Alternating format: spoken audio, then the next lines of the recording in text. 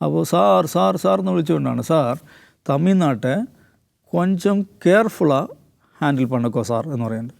അപ്പോൾ ഹാൻഡിൽ തമിഴ്നാട് നിങ്ങൾ മറ്റ് സംസ്ഥാനങ്ങൾ കാണുന്ന പോലെ കാണരുത്, ഹാൻഡിൽ വിത്ത് കെയർ. എന്തുകൊണ്ടാണ് എന്താണ് ത്രിഭാഷാ പദ്ധതിക്കെതിരായ വിമർശനം ഉന്നയിച്ചുകൊണ്ടാണ് പുള്ളി പറയുന്നത്. കൊഞ്ചം കെയർഫുള്ളാக ഹാൻഡിൽ പണക്കാ സാർ എന്ന് അവസാനം. അപ്പോൾ ഇങ്ങനെ അമിത്ഷായും നരേന്ദ്രമോദിയും പേരെടുത്ത് വിളിച്ചുകൊണ്ടുള്ള ശക്തമായ വിമർശനം നടത്തുന്നുണ്ട്. അപ്പോൾ എനിക്ക് തോന്നുന്ന കാര്യം എന്താണെന്ന് വെച്ചിട്ടുണ്ടെങ്കിൽ വളരെ ഈ പറഞ്ഞ മാതിരി സ്റ്റാലിനും DMKയും TVKയും തമ്മിലുള്ള ഒരു മത്സരവേദിയായി തമിഴ്നാട് രാഷ്ട്രീയം മാറുമെന്ന് തന്നെയാണ് എനിക്കും തോന്നുന്നത്.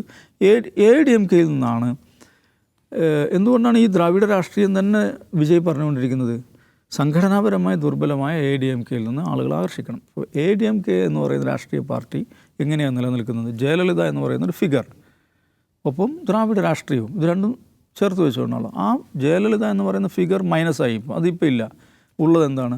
ദ്രാവിഡ രാഷ്ട്രീയമാണ്. പക്ഷേ അത് സംഘടനാപരമായി ദുർബലമായി, നേതൃത്വം ദുർബലമായി, അവർക്കിടയിൽ വലിയ തോതിലുള്ള വിഭാഗീയത വന്നു.